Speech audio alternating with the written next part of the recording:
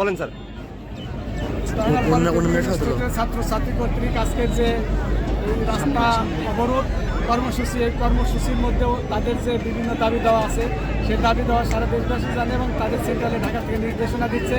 তাদের তাৎক্ষণিকভাবে একটি কথা যে ক্রাফট ইন্সট্রাক্টররা তারা চায় না যে প্রতিষ্ঠানে ঢুকুক, তারা আশা বন্ধ করবে।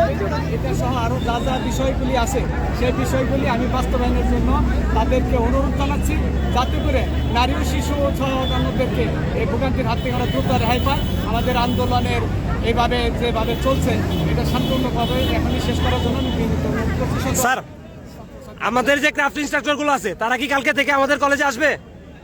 তারা তোমরা না চাইলে অবশ্যই আসতে পারবে না। স্যার, আমরা না চাইলে স্যার, আমরা চাই না স্যার।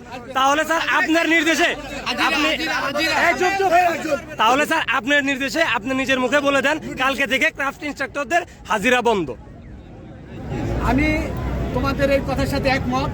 আমি তোমাদেরকে অনুরোধ করব, এখন এই মুহূর্তে শিক্ষা মন্ত্রণালয়ে যে মিটিংটা চলছে তোমাদের সাথে, সেই নির্দেশনার মধ্যে যে নির্দেশনা আসে সেটার অনুকরণে আমাকে কাজ করতে হবে। আমি সরকারি চাকরি করি, তারপরে তোমরা তাৎক্ষণিকভাবে ক্রাফট ইনস্টিটিউটে যে আসার জন্য যে বারণ করতে বলতেছে এটা আমি বাস্তবায়ন করার চেষ্টা করবো।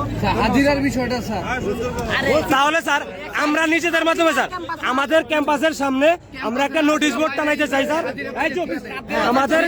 আমাদের ক্যাম্পাসের সামনে গেটের সামনে আমরা নিজের একটা নোটিশ বোর্ড দিয়ে দিব, কালকে থেকে ক্রাফট ইনস্ট্রাক্টরদের হাজিরা আমাদের কলেজে একদম পুরোপুরি ভাবে বন্ধ বা অবাঞ্ছিত ঘোষণা করা হয়েছে, এরকমই হবে স্যার। ঠিক আছে স্যার, এইটা এমনকি এটা লেখার পরে আমরা যে আপনাদের একটা স্মারকলিপি দিব, সেটার মধ্যে আমি আপনার এবং আমাদের টাঙ্গাইলের ওসি সাহেবের একটা সিগনেচার চাই, ডিসি সাহেবের। এই তো, আর আপনাদের সেনাবাহিনীর মধ্যে যে আপনাদের মেন আছে এই তিনজন লোক, যেহেতু তিনটা আমাদের একটা মাধ্যম আছে, তো আমরা তাদের সিগনেচার চাই যে আমরা